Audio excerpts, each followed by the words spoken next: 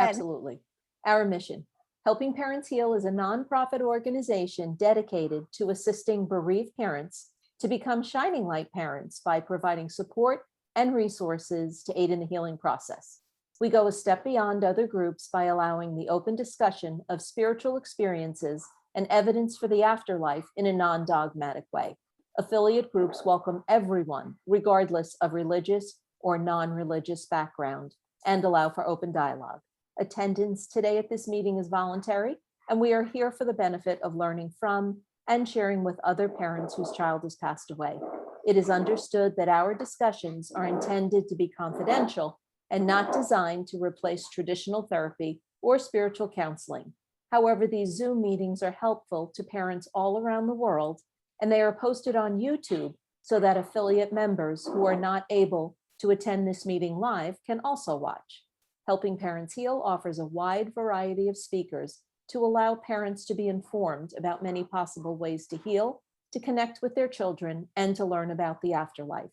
The views expressed by our guests do not necessarily reflect those of Helping Parents Heal, and we ask that you take from their presentations whatever may benefit you personally. Welcome, everyone. Welcome, Drew. Thank you so much for being here. We are so happy that Drew is here. And normally I like to read bios of the people who are speaking. I've already done this once for Drew, and we don't have a lot of time tonight. And so what I'd love for him to do, because he's going to do this anyway, is to do an abbreviated history of how he became a medium, which is something that is very different from what he started out doing. And it's such an interesting story. And I know that all of you will really love it. So I will let Drew introduce himself, if that's okay with you, Drew. Is that okay with you? Sure, yeah, absolutely. Okay, wonderful. Thank you so much. And thank you so much for being here this evening. We're just thrilled. No, it's an honor and a privilege for me to be here. Thank you. Hey, everybody, welcome. And again, it's an honor and a privilege for me to share this space with you all. I always joke, you know, today I was running late. It was like Murphy's Law times 10. And there's always like a rhyme and a reason for everything. And when I look back, things make sense a lot more than they do when I kind of, you know, have to take things in as going forward, right? So what I'll say is just a few things, an abbreviated version, because I can go off on tangents, right? For me, I was brought up in Jersey and northern New Jersey, outside of New York City. I'm Irish and Italian. You can't really be any more Catholic. And I never really was religious, although, or there was never any spirituality attached to my religious upbringing. It was just kind of tradition, you know, and I did respect that with the moral compass and all that. I never knock religion, but I'm not religious today. Everything for me is a universality to it within the spirituality of what I've come to understand. So I always joke with people, if you knew me like 11 or 12 years ago, we'd both have a real good laugh at me doing this. You know, I don't float. I don't have a bat phone to God. I curse like a truck driver. I don't do it perfectly, and I don't pretend to. When I was brought up in a house that didn't do any of this kind of stuff. Although my mom on my Irish side and her sisters and all the way up the chain, it's in their genes, in their blood, and, you know, not necessarily mediumship, but like they always had these experiences and they were just super intuitive. And my dad was an undercover federal agent, and you know, my dad's like really like a tough guy. And I remember telling him, like, Dad, I gotta tell you something. You know, he was like, what? And I'm like, I don't know what he thought I was gonna tell him, but I'm like, you know, I'm having these psychic things happen. And I had to ask him, like, you know, was there something when I was young? And he's just like, you know, he'd be like, yeah, you played D&D forever. But he like didn't really want to talk about this stuff. And then later on circled back and was like, you know, you get it from me. So I just find it funny how out of the shadows and out of the closets mediumship is. Like, today you can throw a rock and hit a medium.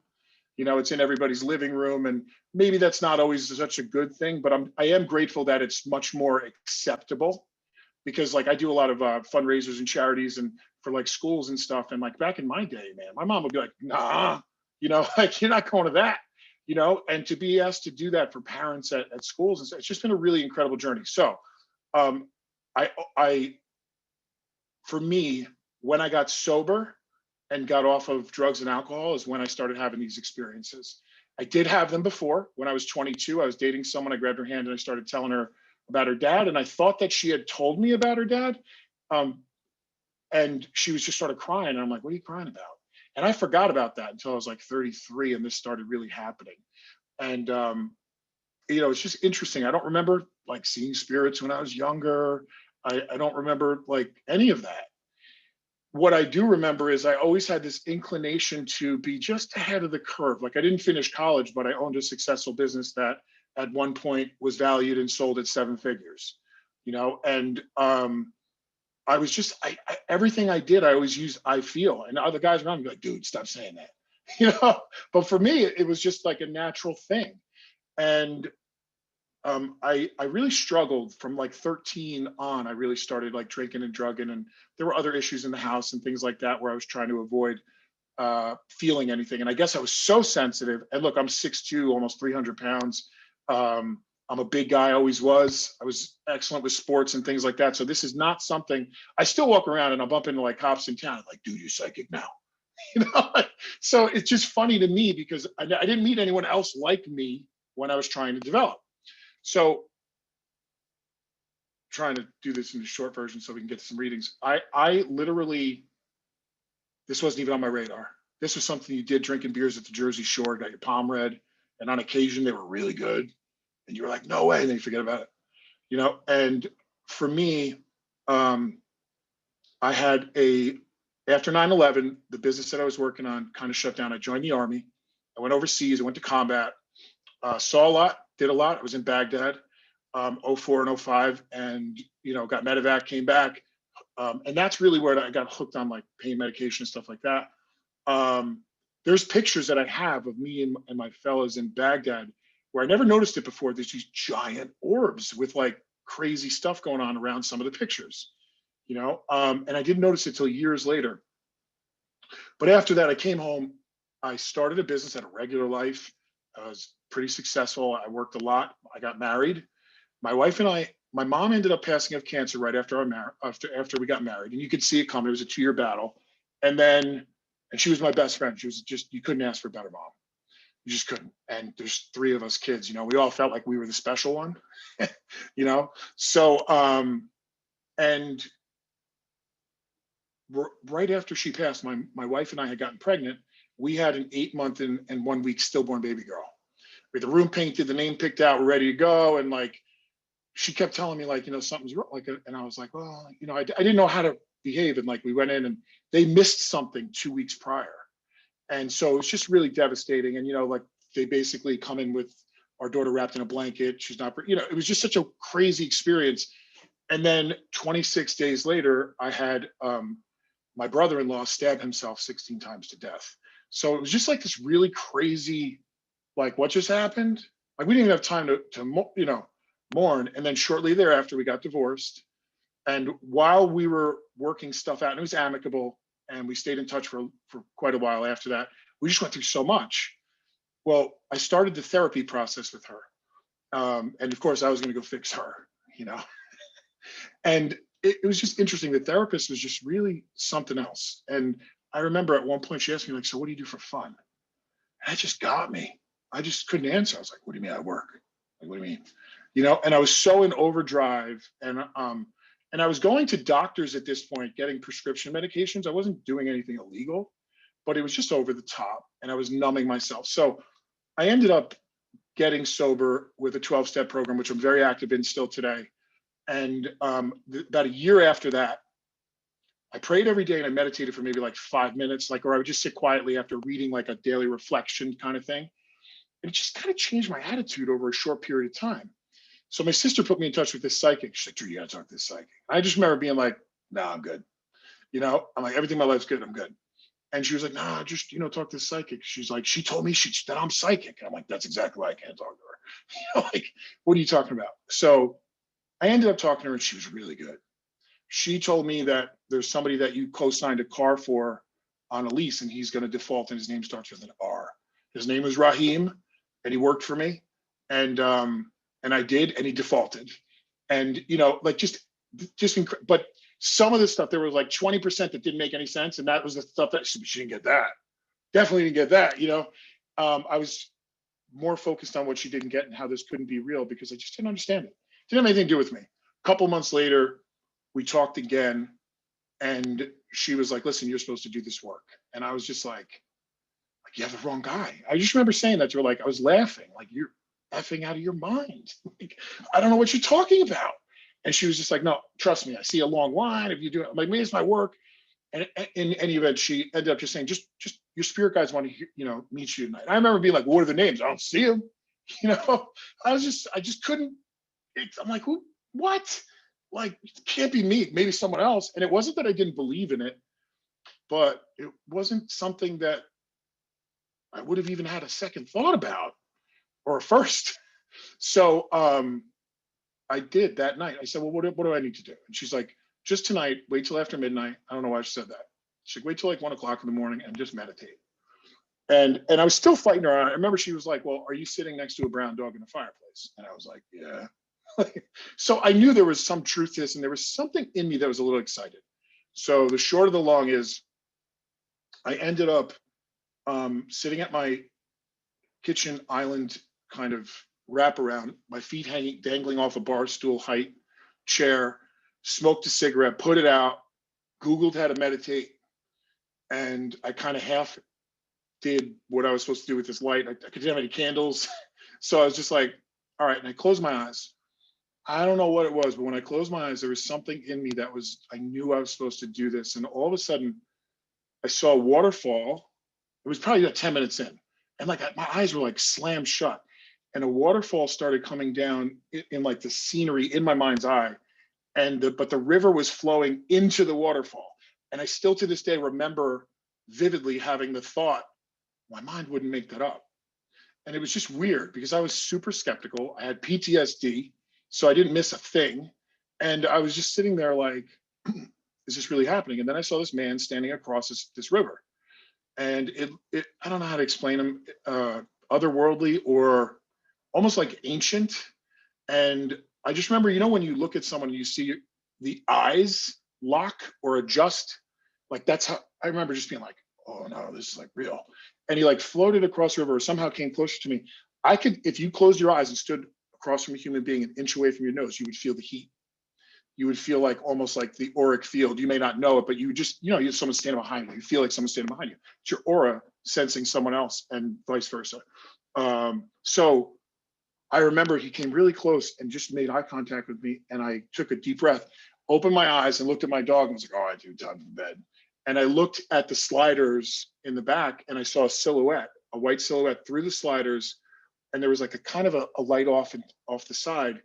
And then I saw this figure and it was him. And I remember I was so freaked out. I just opened the door and I'm like, look, I don't see him. But every time I shut the door, for some reason, the glass allowed me to perceive this person and who basically became somebody I know today as Caleb. And there were like smoky versions of people around in my house and whatnot for, I don't know, a couple, like 36 hours. And I remember I was really freaked out. I stood there the whole night, watched it. And whenever I would ask a question or I'd think of something, it was like an immediate response would come. It was almost like they could see the train of thoughts coming in linear fashion and like would just drop in whatever like I needed to know. It was weird. It was telepathic or, people talk about downloads and stuff. And it was just so interesting to me because I was still baffled, but for some reason there was something in me that just knew that this was good. It was calm. It was peaceful. And then I started seeing a figure that looked like Padre Pio. And like, I remember I had to explain to my aunt, I had to take a picture of him and say, who is this guy? And she's like, that's so-and-so. And it was just interesting the way it went. About 2 or 3 days later, it stopped where I didn't see them. And I turned on my faucet and I just remember hearing, this is Jonathan, you got to call Jason. And it was my friend at the gym. And I called him up. I told him I had a dream. And I started telling him about, and as I'm telling him in real time, I'm getting like touched in the kidney. I'm like, you had kidney cancer. And he was just like, Drew, are you having with me? I just remember being like, no. And he asked me to come to it was his sister's husband's father. I didn't even know he had a sister. So I get invited to the house and everything in my body was like, don't do it, don't do it. And I was like, okay, yeah, see you there. It was weird. So I go there and they open up this album and there's like 7 people like staring at me. And I just remember being like, I don't know how I'm gonna do this, but I just knew I had to be there. Most pictures were kind of got grayed out, but there was one that highlighted itself in the middle. And then there were two others, and his eyes like literally moved, like the meditative kind of experience. And I said, this is him. And they were like, yeah. And then this whole reading happened. So from that point forward, I ended up going to Arthur Findlay College. I went to Janet Novak's. I went anywhere local that I could get some sort of insight. And I found that I didn't fit in. I didn't want to conform to any kind, because it kept changing for me. I read hundreds of books, and there were two things I was sure of. Mediumship is not a ghost standing next to me talking, because you wouldn't need mediums then, they would just come to you. That's what confused me. Why is it like an AM station some days, or the mix of four, and then other days it's the perfect satellite, fiber optic connection? And so I studied this. I traveled to the UK, to Scotland, to England, to Norway, to Ireland. I studied anything with medium and evidence-based mediumship. And because I was such a skeptic, and still am, I had to understand what's the difference between imagination and intuition, or fear and intuition. What's the difference between psychic and psycho? I went to my therapist with my pictures, and I'm like, I think I have problems. And I'll never forget it. And she was just like, what's the problem? And I'm like, her voices. I'm showing her pictures. And then when I started talking, like, I got like her grandmother's name, and that she had a ring. And I was just like, really? So it wasn't happening the way I thought it would. So again, I dove into it, and I had a very successful business I wasn't tied down to. And I just didn't stop for like 6 years. And now I do this pretty much every day, all night, and I love it. And as hopefully you can see that as light as I don't take myself that seriously, but I take my work very seriously. And I wouldn't do this work if I couldn't over and over be able to provide really detailed evidence. But also the first 2 years was probably all ego. Like, let me get a name. It was all mechanics. How do I get this? How do I get that? And then I had a tutor that was, was like, hey, Drew, just, let's get back to the why. And that hit me. And that changed everything. And I started getting into energy healing, and to spiritual healing, and trance, and Reiki. And, it was just interesting. I thought I was just a medium. I thought I just talked to, the non-physical people. But really, psychic is soul. It means of or related to the soul. Intuitive or intuition is just having an inclination or a knowing of something without any rational explanation. An empath is just the emotional aspect of the psychic. The psychic starts with that sense of feeling, right? And I thought clairvoyance was like, you see people walking around in a purple bubble, And I did see heat around people, almost like you'd see heat down a highway, but not everybody. Only when it was presenting itself to me because there was something that I could help her heal or provide hope with. I've never received any bad information. I've never had any negative experiences. Every person in the very beginning, because I'm, traditionally Catholic, I was like, are you good, are you bad? And they wouldn't answer. And I'd be like, they're bad, they're bad, they're bad. And it was just crazy. And I would get really freaked out, and they would seem freakier. So I started and I did hauntings. I would check out houses, and it was always like somebody's grandpa or their husband. It just seemed to be always peaceful if I really got honest. And when I got calm, so did my connection to the spirit world. I don't pray out of fear. I meditate every day. I spent about 5 years spending an hour in silence every day, because I was told that makes you more receptive, and it really did. It's an inner dialogue. If I had all of you for a day or two, I would be able to get you to read for each other, to get at least 3 or 4 pieces of information that you couldn't possibly know. But it doesn't mean that people are supposed to go out and do this work.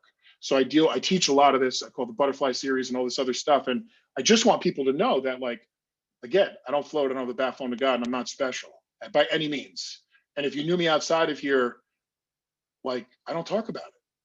Once I started doing it, when I first did, I'd be like, dude, I got the name John, it was right, but now, it's sacred. and my work is my work. My work means my journey along with yours. And when people come in, I don't go around reading people, and I actually not for that. I think that it makes good TV. That's fine. And it brought mediumship to where it is today, which is fine. But it's a lot of ego checking. You know, if I know you and I like you and I'm on your side, I'm going to read your wants and I'm going to root for you. And so now I don't know that I'm going to really touch your needs. You know, and I learned very quickly I can't read for people I love. My sister, I remember at first I got something for her and it was right on, and then like not too long after I kept getting something that was totally wrong, and I felt like such an idiot. And I was like, all right, so I'm not going to do that again, and I didn't. You know, and it keeps changing. It kept changing, and what I see over and over is that the parallel between the mediumistic unfoldment or the psychic development or the intuitive and the empath, the understanding is like, so we'll just do this really quick. So if you are looking at me right now, what's the first color that comes to mind? Just say it out loud. Just say it. First thing that comes, you already got it. Say it out loud. So my question to you is, did you hear it? Did you see it? Or did you feel it? Or just get it? Right? So that's usually your inclination, because I didn't realize that you can just get a color. You don't have to like see it. And so it worked. I used to see and hear, and it would be confusing for people because I'd be like, well, why do I see an apple? And then you'd have to tell me a whole story. But I started getting things like, perfect example, I saw these two ladies in Saratoga. I saw a baseball bat float into a dollhouse garage in my mind's eye, you know, and they're sitting in front of me and I'm like, I don't know what to say about this. And I had somebody, I think it was their mom or grandma or something. And I remember being like, I gotta ask you, what's with the bat in the garage? And they were like, oh my God, we killed a bat in the garage this morning. Nothing what I thought. I was about to ask him, like, who makes little baseball figures? You know, so sometimes it's a literal or a figurative translation. And if I don't feel into it, I won't know. And the feeling part is the closest thing to knowing. We are not here to logic our way through. We are not here to just like find the best way and the most shortcuts. So I didn't use the word psychic for a long time. And, you know, in short, psychic connections are for the physical, me connecting with you, the living. The non-physical is psychic connection is mediumship.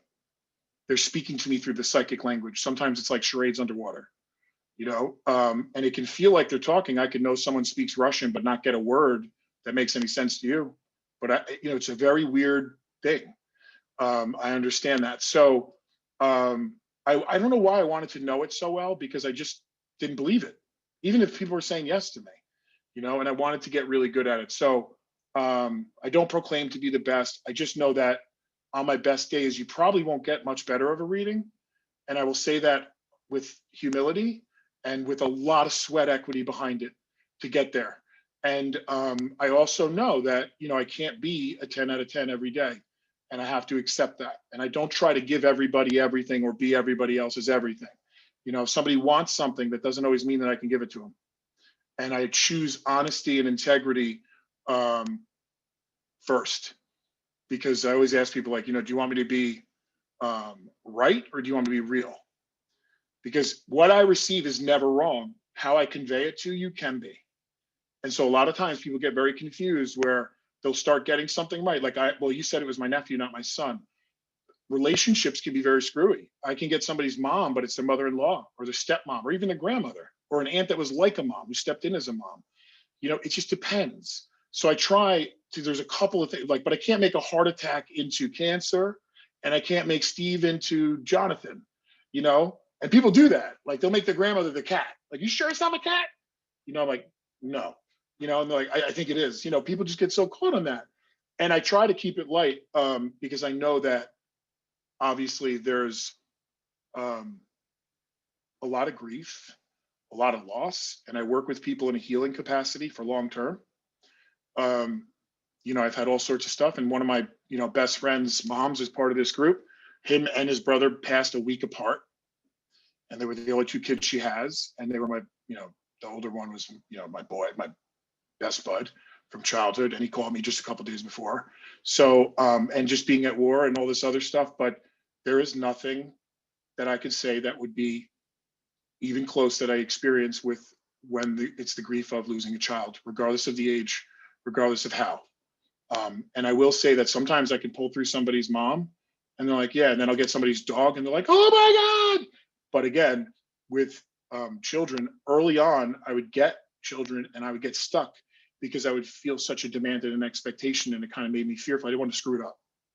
So again, I don't feel like I didn't choose this work, but I don't feel like I knew that coming into this world at that moment when I had this experience that night, that this is why I was here, this is what I was supposed to do, and this is what I was going to do for the rest of my life. And I knew that, and that's what's been the case.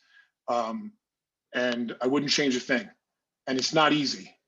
It's not easy. And it's hard to take care of oneself and do this work because you just, it's hard to say no, and to make a living too. People, why you have to charge? I feel like being like, so are you a mechanic? Like, yeah, do you go up every, to all your neighbors and just fix their cars instead of work? Like, it's just so funny. Like, I understand it, I do, but the people that spend a lot of time and energy developing it, I've seen people come in with amazing talents and they don't have the patience. This is one of those things. So with all that said, when I work, I like to, sometimes I'll go direct to somebody. Sometimes I will be aware of, it may not be the person you want first. Remember this, the unexpected is where the magic is. Your neighbor's sister, or, I always joke about mom-in-laws. Like, I had a mom-in-law come through with one of my first reads, and the woman was like, tell her to go away. And I can't do stuff like that. And also, the thing is, even if they're coming in, there is a part of you that's ready to receive them, or you might be the messenger for somebody else. And if you get the person that you want first, you won't let anybody else in. So sometimes they want to show you that other people are there. So it doesn't always start with and people are like, well, this is real, give me my code word. On occasion, I'll get that. But if someone starts making a big demand, or they're not emotionally there and it just happened, and they have, an energetic fence goes up. It really does. It doesn't mean somebody has to believe, but they have to be in a position like to receive. Okay. Before I go any further, I said I would only talk for like 10 minutes. This is what happens. So you should see in Jersey, they start looking at the watches. You gonna go? What I ask is, don't give me a lot of information. If I need more, I'll ask you. I don't want to have to question, did you just say this, or am I getting this? So I just give me like, yeah, that makes sense. No, it doesn't. I'm not sure about that. And I always joke, like in Jersey and New York, you'll get people, if it's a no, like, nope. It's like, all right, calm down. Take a breath. And if it's a yes, they're like, maybe. Like, I understand that this can be a weird process at first. And I promise you, I said I was going to do this for an hour. I'm going to end up going a lot longer. I can feel a lot of people. So trust in the process. And if I'm with someone in the first couple of things and it starts making sense, by all means, please try to get someone's attention, or raise your hand, or do it with the participants. Maybe if you go into, I think it's participants, you can go in and like kind of electronically raise your hand. But here's the thing is, if it's because I said the name Lou, you can't, and I'm in a connection with somebody else where it's all making sense, because in physical groups, I literally will have people that are like, well, I know John, everybody does. So, and I'm not taking away that it might not be, but like, please let me work with, I'll know usually like when I'm with someone. If I'm with the wrong person, it won't work. It just won't work. It'll be very like kind of hit miss. When I'm with the right person, it just clicks and it starts to happen. So it's important to me that I don't sacrifice the quality for the quantity. If I could give you all the best reading ever tonight, I would. I promise you, and we all know that's just not the way it works. Okay. I don't get to choose who comes through, how long they stay, what they give me, how they come to me. All right. But before I go any further, any questions? And not, is my so-and-so here, but just any questions about this stuff in general. And I promise you, I'm going to be doing the readings, but I can feel there's some questions. Anything.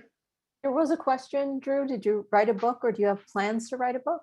Oh, that's funny. Yeah, actually, I'm working on a book. It's called, I had two names, but one of them is like, it says all hell broke loose and then hell's crossed off and the word heaven is above it. So yeah, I'm working on it, but like, it's definitely a weird thing to write a book about your story. And I'm also working on something where it's like kind of teaching the basics of empathic intuition and people being able to meditate and connect with on their own. So yeah, I am working on that. Thank you for asking. Also, I just wanted to say that instead of raising your hand, just put in the chat box if this applies to you, because Irene will go ahead and unmute you as soon as Drew is making the connection, and I will spotlight you. So we'll be able to handle that really quickly that way. And we have some very personal questions. I think Drew was referring to general questions about how he works. I also just wanted to tell you, I'm going to have to send you the chat box because Drew, everyone loves. Yeah, I see it. So the one that I see right now is, do I teach classes? Yes. If you go to drewcali.com and you just look at the classes, there's one on May 22nd. It's an all-day class, and then I do a gallery that night. And then I teach a whole bunch of classes on the back end, but the gateway is the Butterfly series. It's a 21-week entry kind of level intuitive virtual class. And it's just really cool. And you get a consult with me every month for like 30 minutes.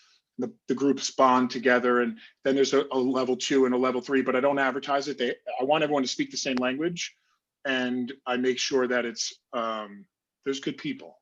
You know, I don't want any kind of drama. So it's really about, you know, people really developing themselves. And that's what we do. I do readings too. I do one-on-one virtual readings. I do a soul session. If you're in New Jersey, I do a 2-hour session. It's an hour healing, an hour reading. You can see that at drewcali.com. It's drewcali.com. And I do small groups. I do family sessions is a big one that I do. I do those in person or virtual. So yeah. And there was somebody that was asking about their sun and signs. So here's what I would say about signs. Signs are very tricky. And I get this question a lot. And because we don't get the signs that we're looking for, we dismiss them. It could be pennies, nickels, it could be feathers, it could be birds. But I get a lot of people that,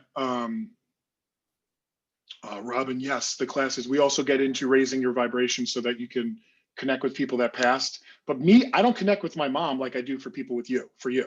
What I realized very quickly is if it doesn't help or it doesn't heal someone else, these are abilities. The only time they become a gift is when I get to share them with you. I don't walk around talking to my people and have like a direct connection. If we're too emotionally involved, we consciously cannot do that well. It'll come unexpectedly in a meditation. I might be aware of my mom's presence, like on very few occasions in 10 years, you know, and she would be the one person I'd really want to hear from. So it's just not like that. It doesn't mean I can't feel into them and kind of sit and kind of think of them and maybe get some sort of feedback, but it's an internal dialogue that you have to get used to. You know, and I also feel like with kids especially, I've given such a detailed reading where people, but can I come back every 3 months or can I come back on the birthday? It's not a healthy thing. I'm sorry to say, you know, it's not a healthy thing. I've seen it do more damage than good. It doesn't mean you can't go every year or two, you know, something like that. But if you know, I've had people come in where they've been to 6 mediums in the last 6 months and they're just, and it's like, what happens is you start getting, it's just more difficult to get information because the needs were already met. Now there's just a bunch of wants and they don't know that because they're just hurting. So what they'll do is eventually what starts to happen too, it seems like at first you either won't get signs or you will. And then when the healing begins, they start to kind of back off so that you have your own healing process. And it's harder to actually, you know, receive because you don't need it. You know, and that's what they want ultimately for you. I always say this, their home, we're visiting. It's never the other way around. I've never met anybody on the other side that was in a bad place. There is no purgatory as far as I understand, and I look for one. It seems to be that there are consequences as far as emotional connections where, you know, if someone took their own life or something like that, they might be involved emotionally with how people feel about that. So if you want them to feel better, feel better.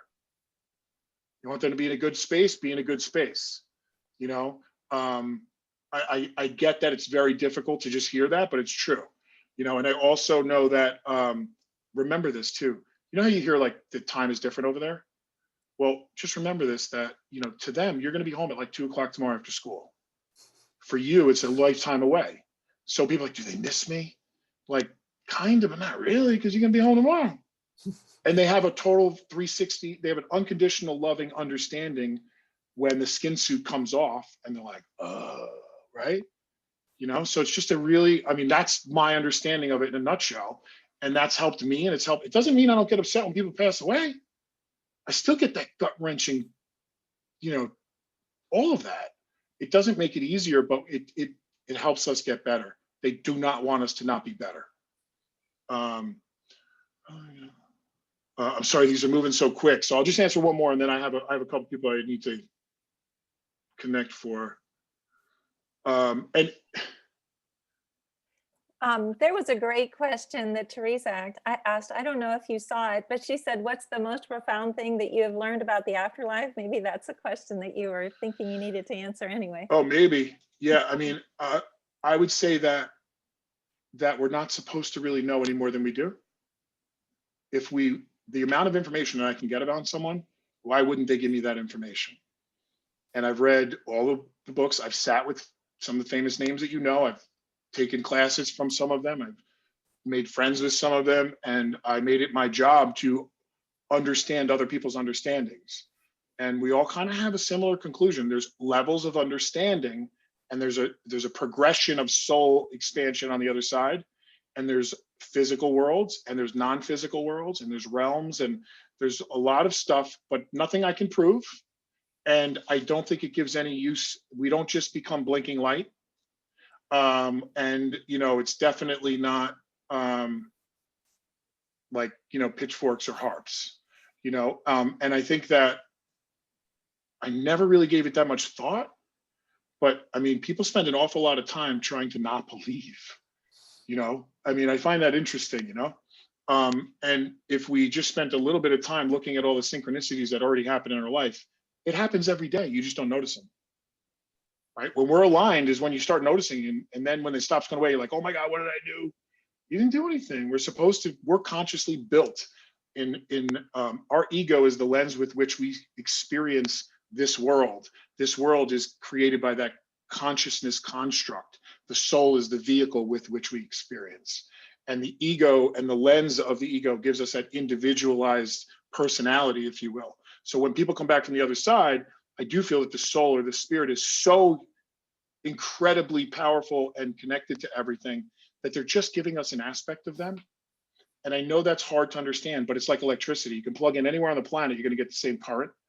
And to them, that's what I feel like. It's not that they don't love you, and it's not that they don't want to do this, or that they're busy, or they're fishing, you know, like, but they will come back and give us things in terms that we can understand.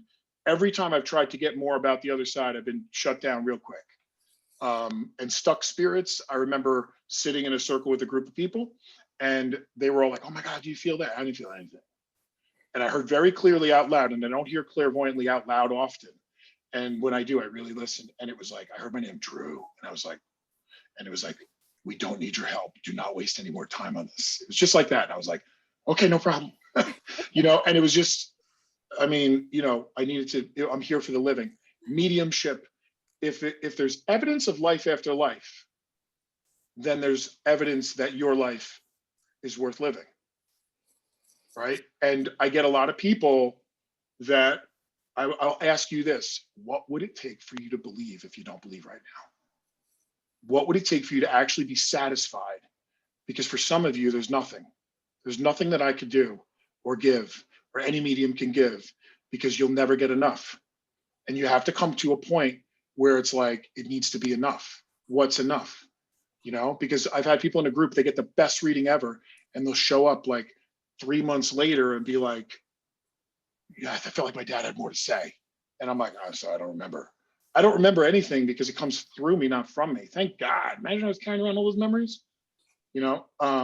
So just remember that, like, you know, there's a lot that I'm trying to give you in a very short piece of time, but it's really sincere and it's really honest. And I've seen the best out there have really bad days, where if that was the only day I saw mediumship, I wouldn't believe it.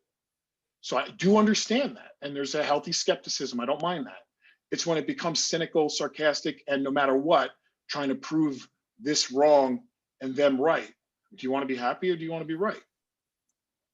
You know, most people want to be right. You know, and if this doesn't wake you up by losing someone, what does? Because maybe the agreement and the contract is you were strong enough to stay here. And your job is to hold the torch for the next person that has to go through this, and also for the people around you. We're all living examples of, that's the only power we have, right? It's the power of example. And our attitude and behaviors. And on a good day, my attitude will give me good behaviors. You know, and it doesn't mean you can't screw up, right? It's progress, not perfection. It's got to be. All right. Thank you. Thanks for the kind words, everybody. Drew, I'm going to send you the chat box, though. There are so many things that have been said about you. Everyone loves you. Everyone wants to be your best friend, too.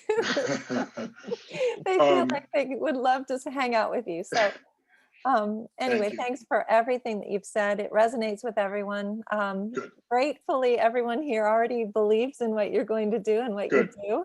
But I know that it's probably frustrating for everyone here that we know so many people in our lives that don't believe this and don't believe what we're telling them and the signs and validations that we're getting from our kids. And even people who are very close to us, such as our spouses or our children or other children here. And so this is a wonderful thing to hear, because you're right. Is it better to be right, or is it better to, I mean, obviously for us, being right is always important, but it's much more important to be compassionate and to, anyway, people are asking if we're ending at 9. I'm sorry, I'm going way too long. No, we're not. Don't worry.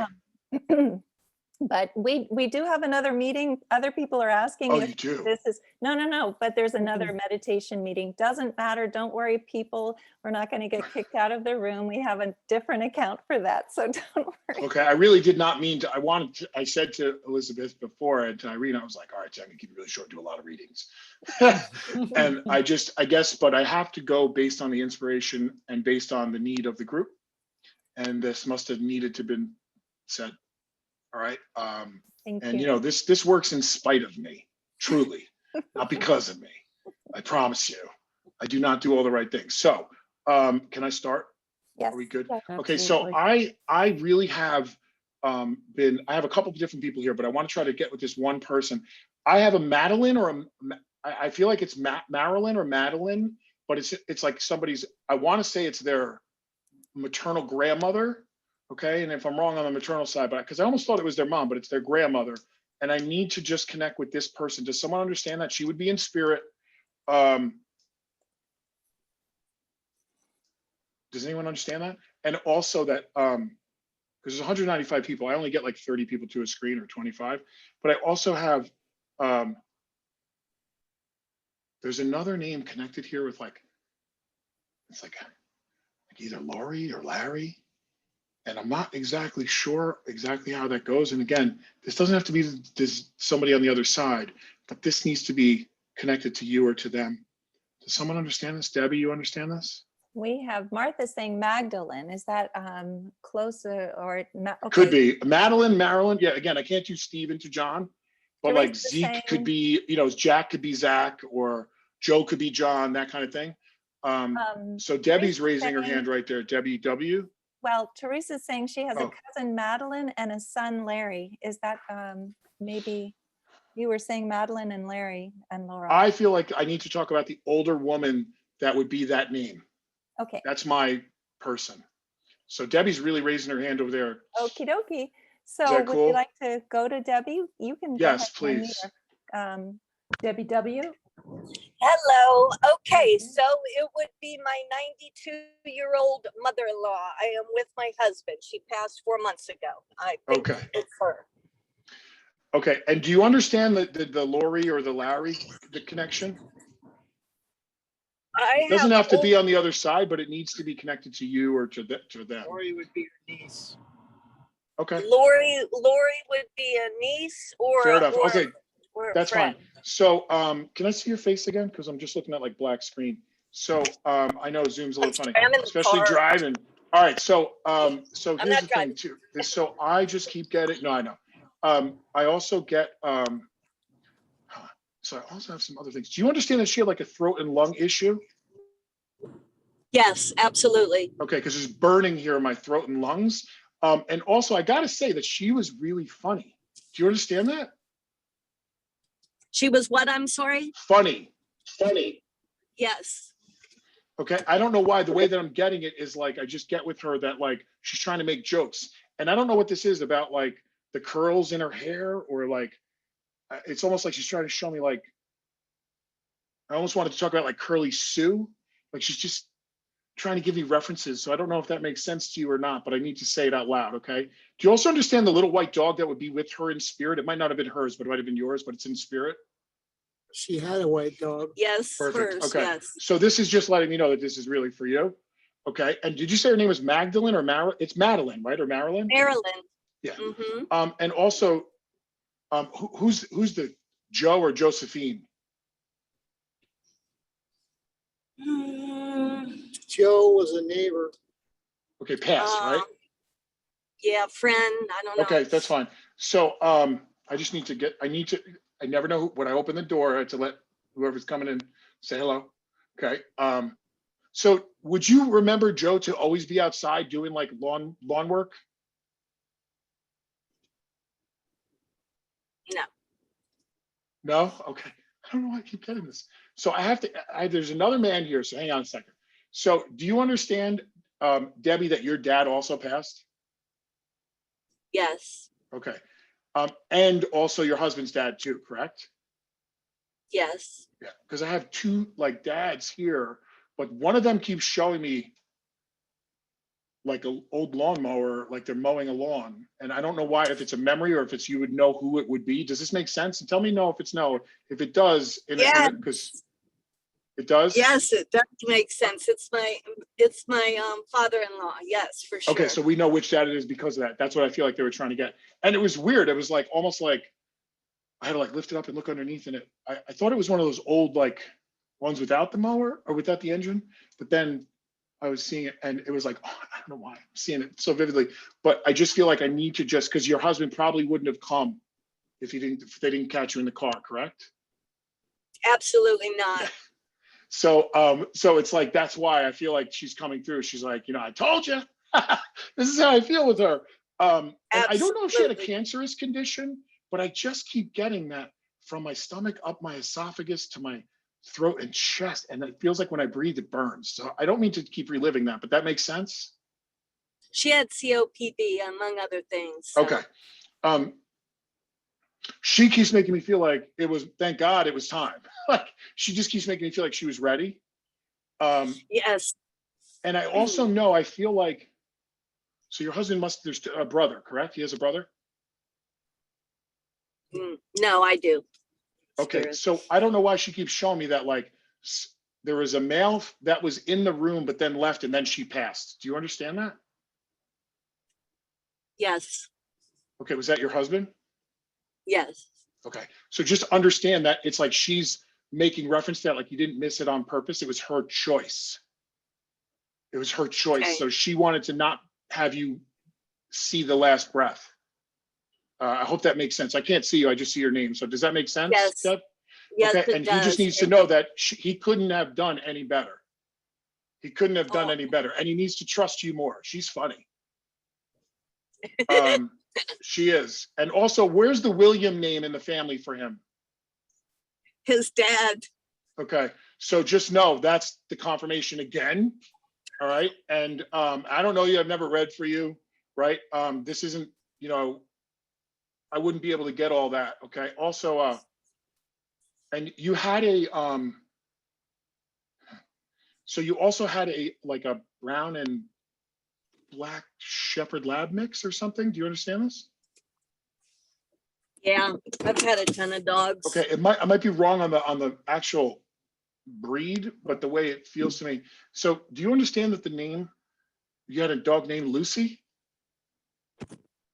Tiffy was black and brown, Yorkie, Lucy, kind do of you thing. understand the Lucy? What'd you say the name was? Lacey.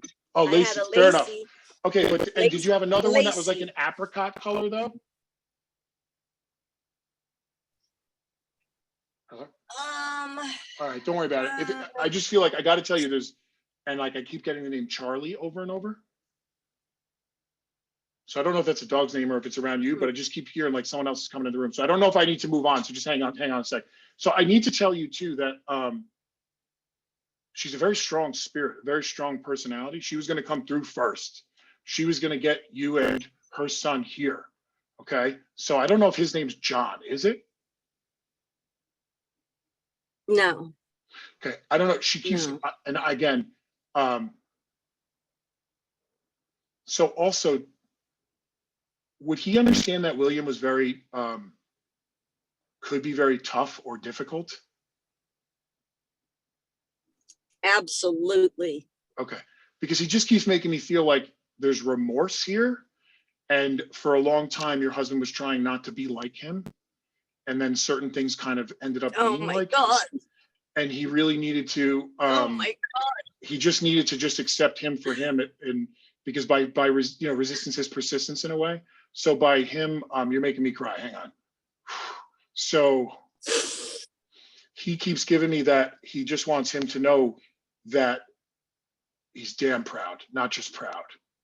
He's damn proud. And he didn't leave him with a whole hell of a lot to be proud of for being a dad. That's what he keeps giving me, that he just makes me feel like he could make it about him and really kind of overlook things. And he thought he was doing the right thing and toughening him up and all that stuff. But he's like, that. I'm just telling you, he just says it's horse shit. I'm just telling you. Wow. That is crazy. And he just wants him to know that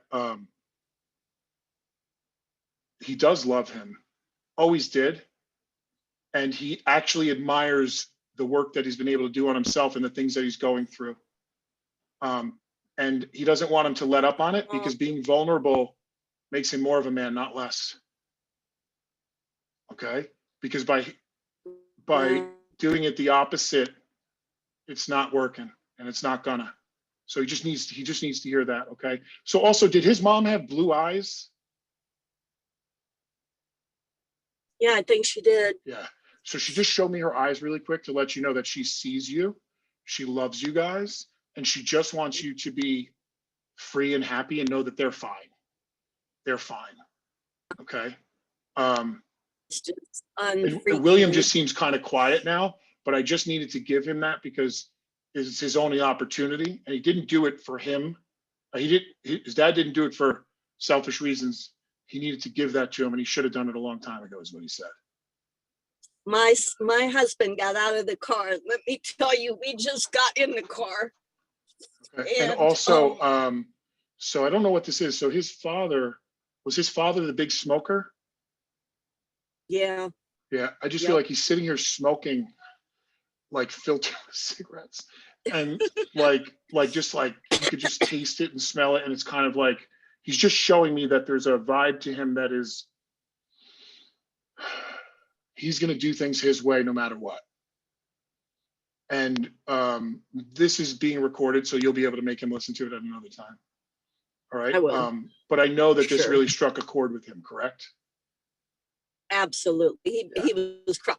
He was Right. crying. So He'll just be crying. I need him to know, this is his dad. He needs him to know that he always will see the boy in him, but he'll always appreciate the man he's become. And he just needs to own that. Dad. I know. He just needs to own that, because by hating his dad makes him look in the mirror and hate himself, because he can't stop seeing himself, his dad in him. So he doesn't need to forgive him. He just needs to not feel like it was personally against him, because it wasn't. Whoever was there was going to get the way this guy was. Wow. And the belt is one of those things, correct? Probably. Yeah, he keeps snapping a belt. So I know that this was something that he would do, and like your husband would get up and like run and hide his ass. Like, that's how I feel. And Wow. I just feel like if it's not that, he's showing me that this was somebody that made life very difficult. Okay. Also, I don't Yep. know, I might be moving on. So hold on a second. Do you understand the younger male that would have passed for you guys? Yes, my son had better come through. Okay. Shh, don't say anything. So do you also understand the S initial with him? If it's not his, No. yeah. What's that? Debbie? Are you there?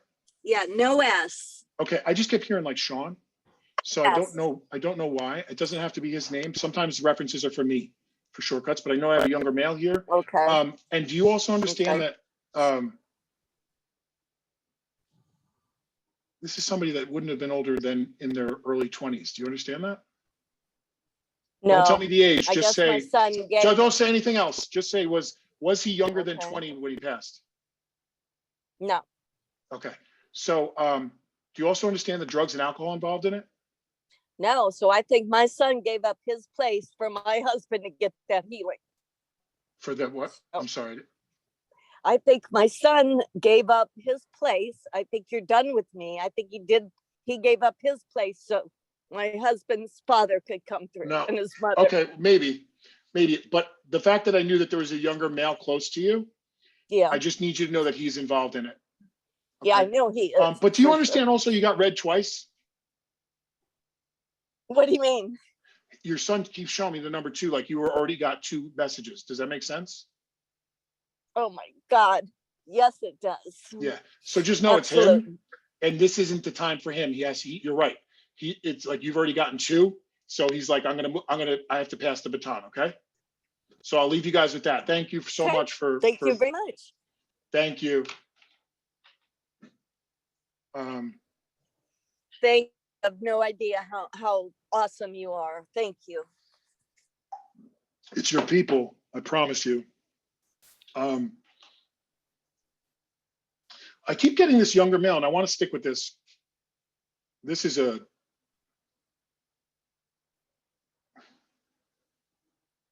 keep feeling like I am responsible or accountable for my passing. And this feels like there's drugs and alcohol involved. And I have a couple people, so just bear with me a second. So does somebody have a younger male named Sean that would have passed, or it's very, very connected to the name Sean that would be living, or it doesn't have to be their name, but it needs to be really connected. And I just feel like there's a passing here. I don't feel necessarily suicide. I just feel like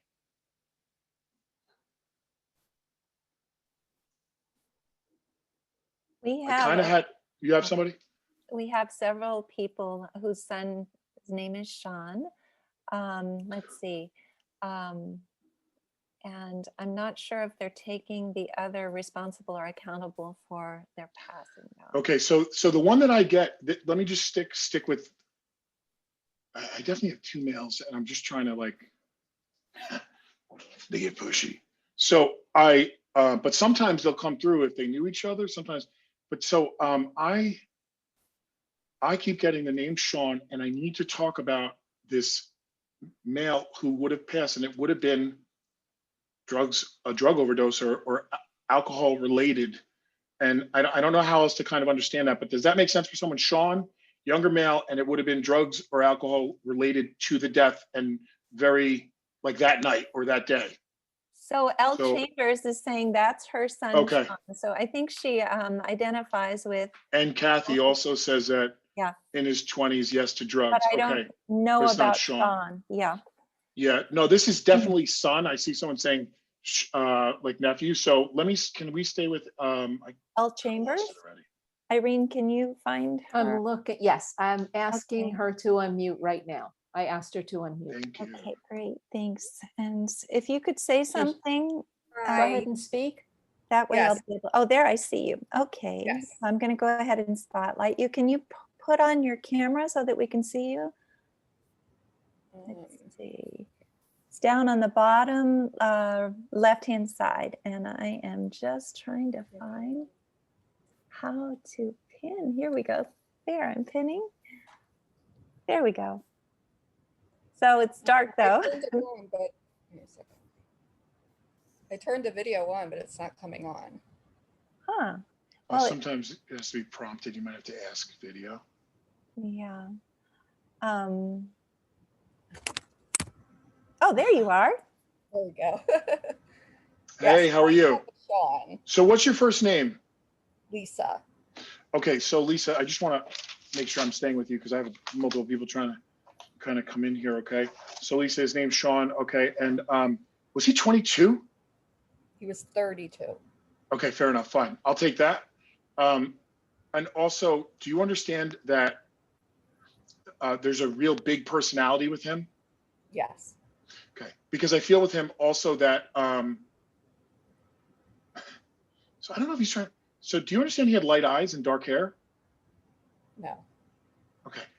I just keep getting this over and over. So I feel like I have two here, so forgive me. Just let me just sort this out for a minute. It's like having a five-way ADD conversation. Do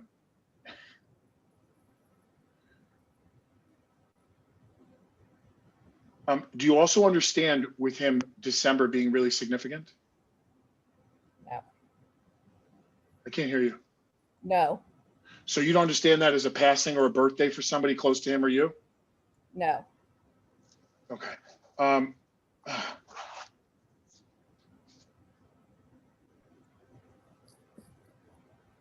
just want to make sure that I'm with you. I feel like I am. So I don't know why this is not connecting. Let me just try another time or two. And if it really doesn't connect, then I'll need to see if it's for someone else. Okay. The thing with him that I keep getting is that there's just like larger than life personality and like he was capable of doing anything he wanted to do. Do you understand that? Yes. Okay. But like, it's almost like he didn't want to grow up, correct? Yes. Okay. And like, that it's not that he couldn't bear responsibility. He just couldn't do it for consistent periods of time. Correct? Yes. Okay. Yes. And like, I got to tell you, he's making me say that he was a mama's boy, correct? Yes, I So, guess. and I don't mean that in a derogatory way by any means. I can't see you. Let's see. Is she there? Can we pin She's her in. or She is. spotlight her? Okay. So you have I'm to add the spotlight. pin because whoever's talking right now keeps showing up. That's me. So she's in. Oh, so instead of a spotlight, can you put her in a pin? Yes, she was in a pin before though, so Oh. I'll put that back again. Because if you add me and her to a spotlight, it'll just be like us two. It just makes it easier because the screen keeps Okay. flashing and it's. I'm sorry, I don't mean to be a pain. No worries. Goodness gracious, I will. So I'm putting a pin back on her right now. There we go. Okay.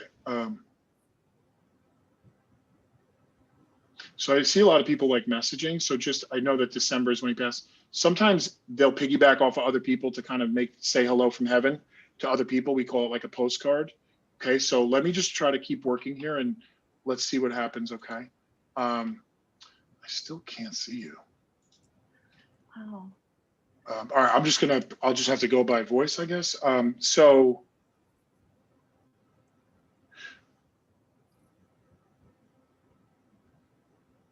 do you also understand that there's another child that you have, and does he have a brother? Yes. Okay. And it's his younger brother? Yes. Okay. He just keeps making me feel like he doesn't want him to feel overlooked. Okay. And it's like in a way that he keeps making me feel like he didn't think he would leave the, like a stain almost. That's how he makes me feel. He feels that he left on such bad terms and that he had so much potential and he just never lived up to it. And he just feels bad, not only for you for obvious reasons, but particularly with his brother. He just keeps making me feel like he calls him the kid, like the kid can't get a break, you know? And like, it's just like, I don't know if he had a big shadow to live into or what this is, but he just keeps making me feel like, he wished he was just a better, bigger example, a better, bigger brother. He just keeps giving me that. Like he almost makes me feel like the roles could almost seem reversed. Does that make sense? Yes. Like maturity wise, because the other one did not what he saw what was happening to you with how Sean was or behaved, and the drama and the problems, and he just is very clearly didn't want to do that. And as much as he's thankful for that, he just feels bad for being the reason. Okay. But I do have to say that there's like a tension here with him and what I mean by that is that, I don't know if there's question marks about the night or the day that he left, but he keeps making me feel like it wasn't as much of a mistake as people think. Okay, and I'm not trying to say that it was this or that, but I will tell you this. I know this is hard to hear, and I wouldn't give it to you unless I am really getting it. But he's making me feel like it's not like he sat down and said, this is what I'm going to do, but he definitely had an attitude where it was like, if something happens, it happens. That's how I feel. Okay. And I need to give it to you honest, because that's the way he was. Because even if it was really bad stories, he would tell it to you honestly, correct? Yes. Because that's what he's making me feel. It's like, I would never, I just, with all the bullshit that I did, I wouldn't lie. And that drove everyone nuts because they couldn't like understand it. And he just keeps making me feel he had every opportunity to change or to get better or to do things differently. And also, do you understand the ongoing rift with him and his dad? Yes. He just keeps making me feel like he left a lot of anger. He left a lot of anger, and he doesn't want anybody blaming anyone else. He has to take responsibility. Do you understand that? Yes. And I have a feeling that's also with you, but also maybe with your son, but just that, you know, look, this kind of thing is just, you know, really difficult to navigate. And he just keeps, again, making me feel like, if anyone's going to point any fingers, point them at him. Point them at him. He's the one who had every opportunity to do something different or to not react so much, because he just makes me feel like he's very impulsive. Yes. And like, it's like, you know, people say you go from 0 to 100. That's like him, but there's very specific triggers. And he also makes, he just corrected me that he wasn't riding around at 0. He'd be riding around at 80. And, you know, he could get, that switch would go on and nobody was going to stop him from being him. And that's why people loved him. And that's why people were frustrated by him. And that's why he feels that he let everyone down. And I just keep hearing, I love you, Mom. I love you. I love you. I love you. He just needs you to know that he feels your heartbreak, and that the only thing that he asks of you is to stop going into the past and trying to undo it or change it or relive it. Is that he just wants you to be able to feel like he's okay, and feel, he wants to feel that you're okay. Like his heart beats with you. And so his emotional well-being and destiny is attached to the healing of your family. And he's just so grateful that you're part of this group. But also, do you understand that you finally started going to counseling? Yes. Okay. He just keeps making me feel like he's just really grateful for that, and that like he shows up often. So it's almost like it's helping you get honest. And also, there's a part of what we do as parents is we can put our kids on a pedestal, and not in an egotistical way, but in a way where we just can't see certain things because it's hard because we love them so much, and we can't see anything but this beautiful child.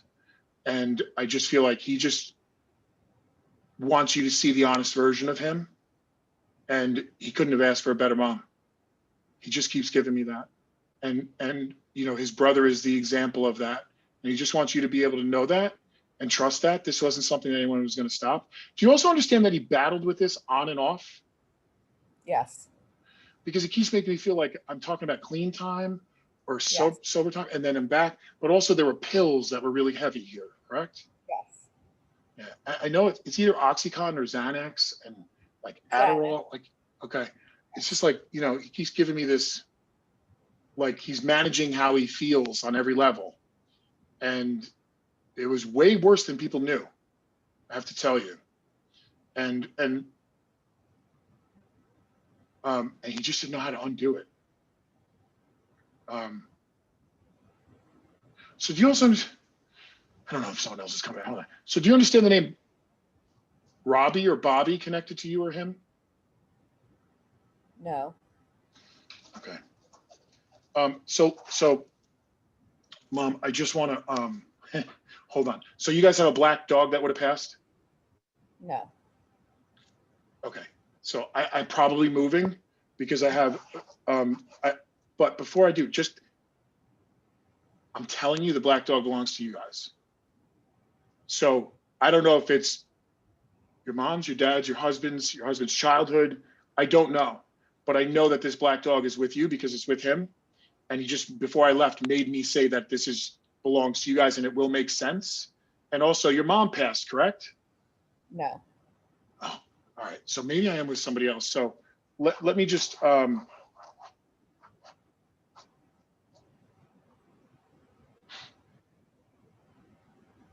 yeah, but he's with a grandmother in spirit. Doesn't that make sense? Yes. So it's your mother-in-law. His father's mother. Right. So just understand that if it's, to me, it just feels like that. It feels like a mother too. He just keeps making me feel like,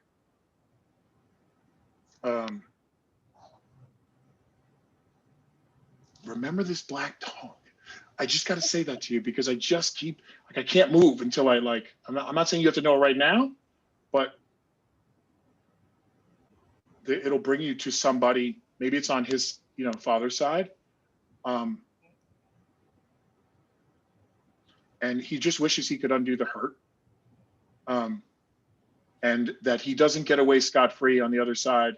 He has to try and help to the extent that he can on his side.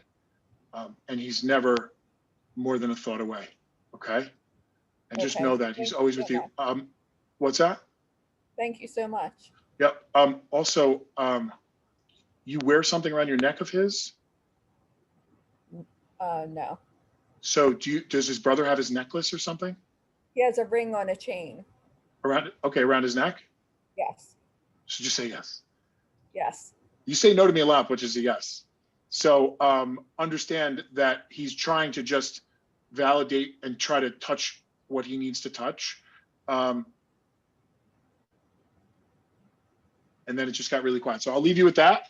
Thank you so much. Okay. Just know that, again, he wanted to come through by name and let you know that fingers should be pointed at him.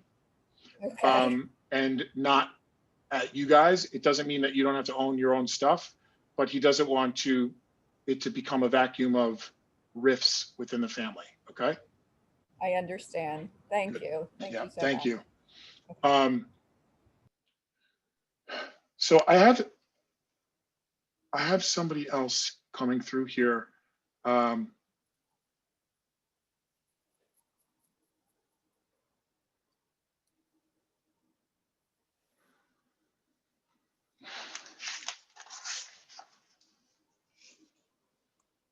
Just give me 1 sec.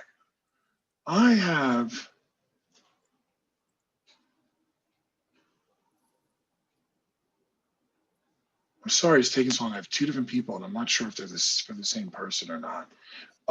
One of the things that I'm really aware of here is they're either with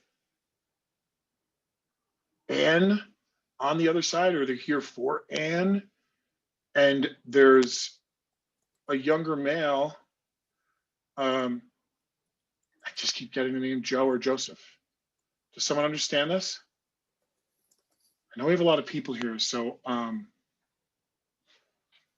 mean, just since the last contact, there's like 29 new messages. And I thought they were saying Stacy Ann, like a Mary, but like I just keep seeing Mary Ann is with Joe, she says. Yes. She's a Mary Ann with a Joe, so that might be. you're with Joe living. No. So what does she mean with a Joe? No, So I think that this must be Joe who is on the other side. Oh. Mary Ann, could you specify, Okay. please? Just let us know. Let's see. This is what she said. So, see, are there any other hyphenated or double names? So it might be Marianne with a Yeah. Joe Do you because want me to ask Yeah, let me try Marianne that to unmute? first. Okay, okay. I've asked her to unmute. Because they were giving me a first name, but maybe because it was too close to the first person I was getting, I didn't. She's unmuted. Do you want to speak, Marianne? Hi, I'm here. Oh, Hey, how are you? Good, thank you. Good. So Marianne, do you understand? So you understand the name Joe, and that's your husband who's in spirit? It's my son. Son. Okay. I don't know why I saw husband, but before I was talking about a younger male, and that's why I didn't understand if it's for you. So that makes sense to me. So young.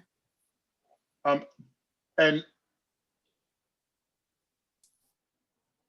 do you understand that he'd be responsible for his own passing? Yes. Okay. Because he's just making me feel like no question. And that he, do you understand he also has a tough time expressing himself? No, I Okay. guess. I keep getting from him that there's this, I feel like there's this real hesitation with the emotional side of things. Do you understand that aspect with him? Yes. Okay. Because there's no mistake, the way that he's giving it to me is like, this is not a comfortable venue for him. Like he's just, and that's just showing that it's him. Okay. Because for some people they could light up in front of a group or whatever, but he's just making me feel like there's a privacy here about the way he wants to come in. And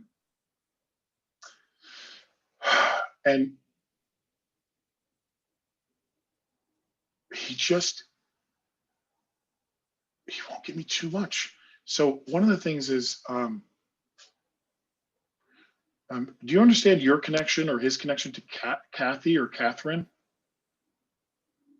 No. So I know this is right because as you said, no, I got it again. So, I mean, it could be Karen, but it keep getting this Kathy or Kat. I just keep getting it like that. Please just remember I said that, okay? Because if you say no to me and I don't get it again, okay, maybe I got it wrong. Maybe it's a reference for me, but I keep getting this. I don't have him so clear, I will tell you. I feel like he just keeps making me really specifically come to you like, and do you understand this was a while ago? Yes. Because he just keeps making me feel like there's been a lot of healing. And Yeah. it's like, he just is like coming here for that, like to like applaud you. And he just keeps making me feel like you've been through so much and he's just grateful that you're so involved. Do you understand that? Healing, I understand. I don't know what involved. Okay. Do you understand that do you work with other people that have gone through grief? No. Oh, he keeps giving me this. Okay. Are you part of another group? Are you there? No. Okay. So maybe I'm misinterpreting, but I know that he keeps giving me this feeling like he just keeps making me feel like. But do you understand there's another significant loss that you had either right after him or in like the last 5-10 years that was very significant? Do you understand that? Yes. Okay. Because he just keeps coming in here talking about, but it's like very, I'm sorry, I just don't have, I think I probably used up my connection chips maybe, but it's like he just keeps giving me this overwhelming feeling that he's never stopped being there for you. And he felt like he didn't want to be a burden anymore when he was here. Does that make sense? Not really. I don't think so. Okay, that's the feeling I'm getting. And I'm not going to say that you're wrong and I'm right, but I can't change the feeling. And that I keep getting it like that. Like he just makes me feel like he didn't know how to deal. That's the feeling I keep getting, is that he just makes me feel like, and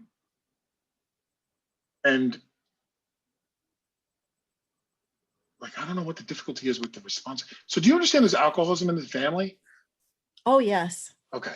Because I have a feeling that there's this other person's kind of like, here, I know this is sometimes a little difficult like this, but it's just, I just keep getting that there's like a group of people, but that he just is, it's almost vague about the way he went, but he keeps making me feel like he's responsible, and that like he feels bad to have left you, and also the way things happen. And I'm going to try one more thing. I'm sorry that it's like a little slow. Do you understand the name Matt or Matthew? No. Okay. So I'm not going to go any further. I just need you to know that he was trying to get me to you by your name. Okay. Because everything was right up until that point, and then after that, I just know that he's showing me around the family, and there's other people that can connect with you or that are here to connect with you. But it's like, I know really... a Matt. Now that I think of it, he knew a Matt or Matthew, but. And he's living? Yes. Okay. So I don't know why you would bring that in, but also, do you understand that you have like you have a granddaughter? Yes. Okay. And was she your first? Yes. So just know that he keeps making me feel like something like either he met her, or like there's this, like she sees him, like he keeps making me feel like the first granddaughter, there's a significance here. Okay. He was the world's best uncle to her. Yeah. And I got to tell you, I don't feel that it's, and I hate to say it like this, I don't feel like it's me that's in the way of the connection. I feel like he's trying to find ways to get me to say things. And sometimes, there's a resonance where some people find it easier or not. And it could be me, I don't know. But ultimately, he just needs everyone to know that he's okay, and that everyone's together on the other side. But there's a lot of people on the other side, right? And it's like, and it's almost like I felt like somebody was having a near beer cheers, like, to kind of let me know that there was just a lot of difficulty and codependency and alcoholism in the generations above. That makes sense? Yeah, but it also makes sense with my husband. He drinks Right. near beer all the time. Right. So just understand that he's just trying to get through as much as he can, because I'm probably, I can't, I don't think that I can hold the connection after this. So I'll leave you with that, only because if I can't represent them to the extent that I really am doing it justice, I don't want to keep going. Okay. Well, thank you. But I just need you to know that he's here, he's okay, and he doesn't miss anything. He just keeps giving me that. He doesn't miss anything. I got one more thing. So is there something about a fireplace that you guys changed within the house or something? Change? Yeah, like was it like a wood burning and then you changed it to not or something? No, we do have a wood burning. You do? All right. So maybe he's just trying to show me the fireplace. And that's what I mean. Like what I'm getting is right, but every time I say it in the context, it seems to be wrong. So that I'll take responsibility for that. Okay. He just needs you to know, because by him showing me the fireplace, he's trying to show me that he's with you or around you. Okay. So please know that. And it's funny. He keeps making me feel like, this is your son, right? Yes. He keeps making me feel like, don't be in a rush. Like you have a lot of years. Like he's joking, like trying to tell you to like almost just like keep the torch lit, like in a way that is positive. But the way that I'm getting it is like, it's almost like an energetic stutter. I don't know how to explain it. So it's like, I'm trying to figure out if it's me. Like this never happens to me. Not like this. I have a feeling there's other people that are trying to come through, and it's kind of getting in the way. Okay. So I just need you to know that he loves you. He wanted to come through, and he'll never stop trying to come through. Thank you. Okay. Yeah, Thank thank you. So I'm sorry, everybody, but that's probably the max that I can do for tonight. That was And again, amazing. I do this like, during the days, and I don't take too much downtime unless when I really need it. So I thought that I'd be able to do maybe 5 or 6 or keep going. But once that starts happening, I'm really reluctant to go forward because again, if I can't represent them to the best of my ability, I feel like it's unfair. But I did want to take any questions and or if anybody has anything they want to share that I can touch on, I'd love to. Everybody's saying wonderful reading. You are amazing. That was Thank fantastic. you. This is about this reading that you just did. Thank you so much. Thank you. You are amazing. Thank you so much. Awesome. Thank you. Thank you. Great readings. This was amazing. Once Thanks, again, guys. this was amazing. Thank you so much. Thank you. Thank you. Thank you. Thank you. You are a gift to us. Thank you. Thanks. You are amazing. Thank you so much. Great readings. Appreciate your work. Yeah, someone did ask if I'm registered on the HP. I am. Yes. I'm registered on the site. He's a Yes. recommended provider on our website. And in terms of other questions, does anybody have anything specific that you would like? Oh, thank you, and please come back soon. Amazing, thank you. You're awesome. Thank you. This was so enjoyable. I think that people absolutely love too the fact that you are a regular person, just like all of us, and that you actually had this come to you later in life, which is very exciting. We will set up a private thank you. Thank you. This was so enjoyable. What is the name of your classes? So could you maybe give the names of what you... Sure. So on the classes and training, or there's two main menus on the website, drewcali.com. And it's the readings where there's private readings, and there's also open groups that I do. But there's, sorry, I'm still like scrambled eggs right now. So, oh my goodness. So there's a class on May 22nd, which is a Saturday, and it's called The Awakening Empathic Intuition. So most people will say to me like, listen, I'm just an empath. And what I will say to you is that you can't just be an empath.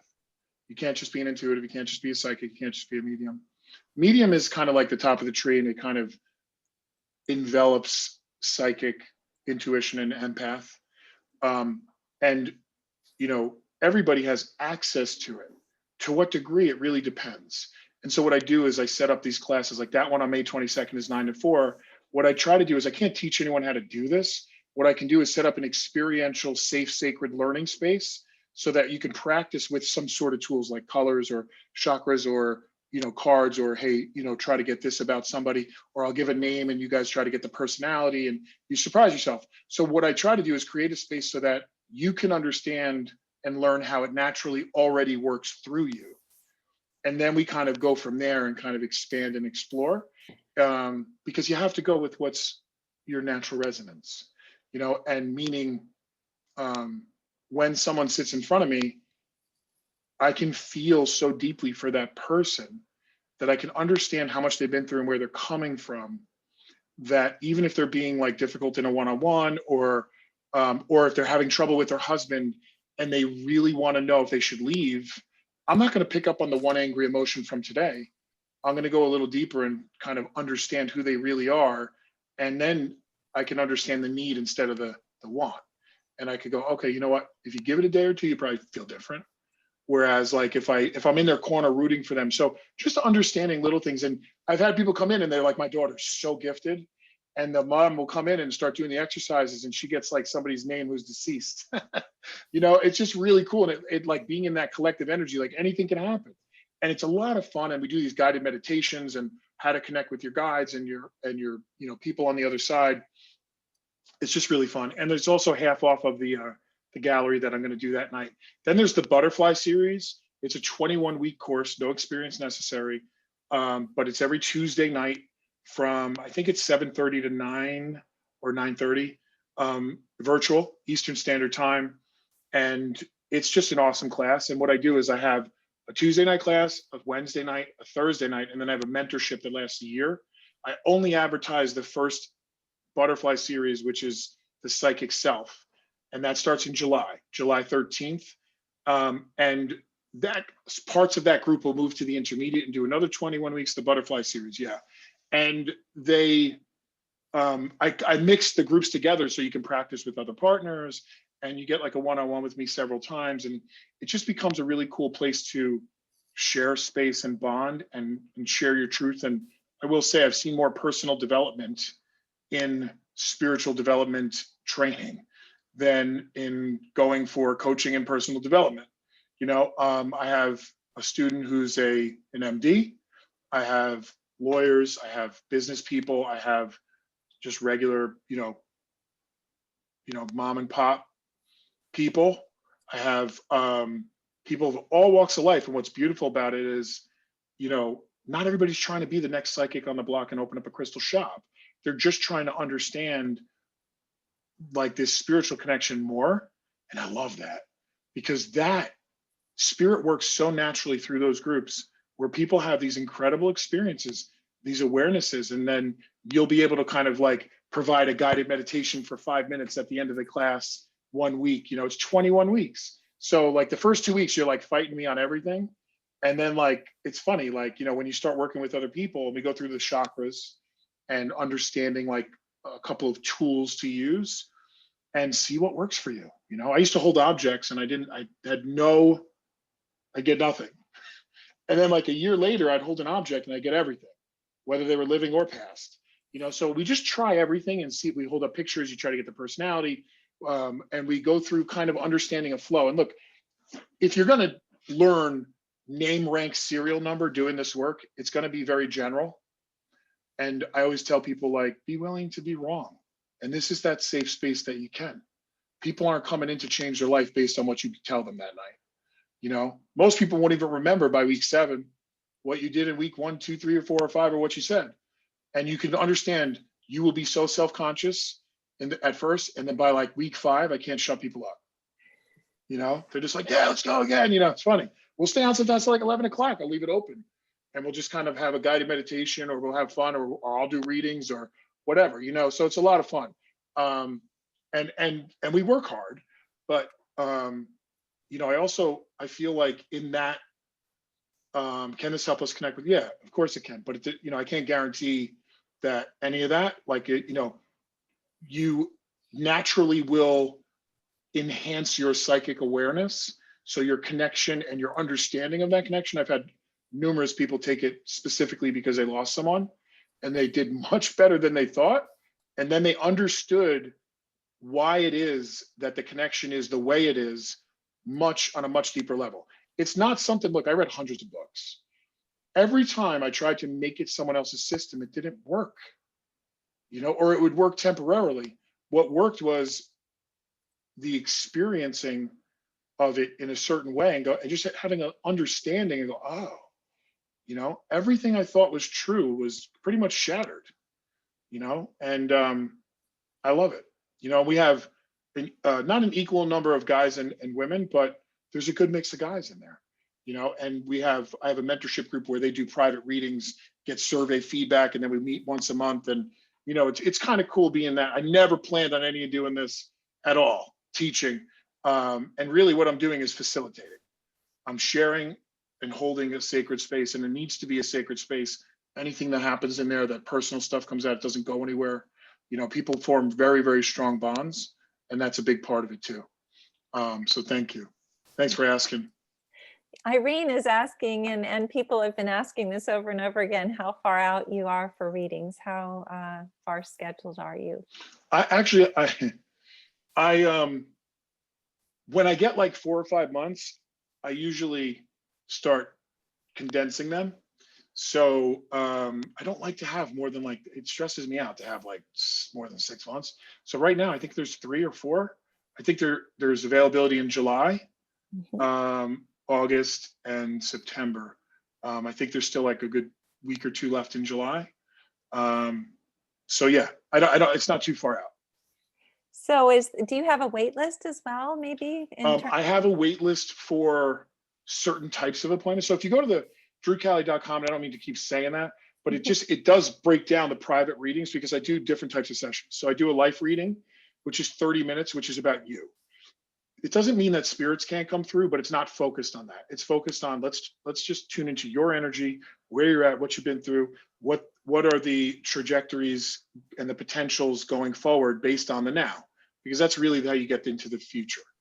And it's about empowerment, not disempowerment. If I tell someone in 5 years you're gonna be happy, you'll be a millionaire, people aren't gonna work, and they're gonna be like, well, you told me it didn't happen.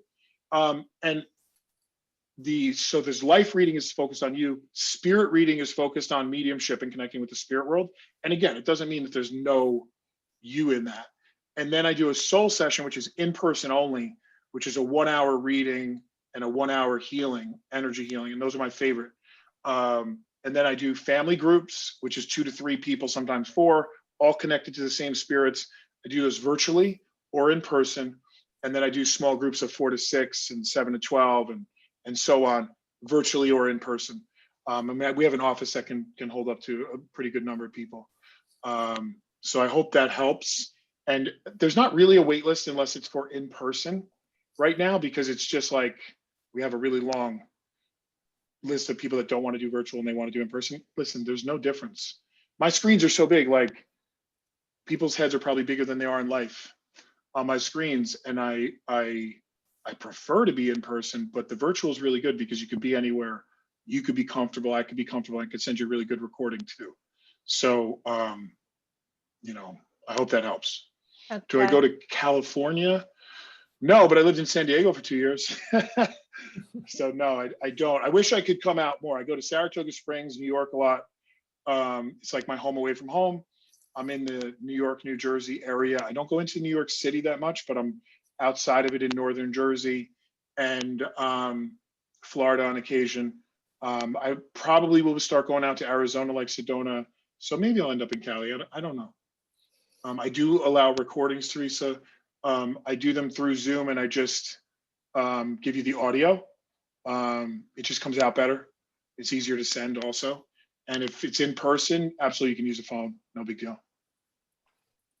So we have people going to Sedona. They're willing to go to Sedona. We would love to see you here in Arizona, no matter what. So I would love it. Listen, I'm so grateful. And as weird as it sounds, the readings were always amazing to me. But I felt like the group energy for the beginning was something really special because I'm not able to normally go 30 or 40 minutes into that. But I could feel that there was a lot of not only the comments, but just it felt right to kind of put that first tonight and then provide the evidence of life after life after. Sometimes when it's readings heavy, I don't know, then people, the ones that didn't get a reading don't feel like they got enough or as much. It's not all, but sometimes. So maybe this was a way to touch more people with less. I don't know. it was So thank you so beautiful. much, though. And not It only was that, wonderful. but Thank there are you. so many people saying that actually the readings that you did were definitely piggybacking. And so they had messages from their kids as well. And I got a lot of private messages from people saying that they were sure it was their child who was coming through. So it was perfect. And it's always perfect when you come, Drew. Thank you so much for being Thank you. I Thank look you. forward to coming back. Thank you guys so much. God bless. Yeah, And, I've unmuted everybody, so you and can everybody unmute can and say say goodbye. thank you and Unmute goodbye. yourself. Bye. Thanks, Drew. Thank you. Thank Thank you, you. Drew. Bye. Great. you. Share. You're great. Thank Thank you. you. Have a good night. Thank Thank you, you. everyone. Appreciate it. Thank Bye. you. Night. Have a you. wonderful Good night. evening.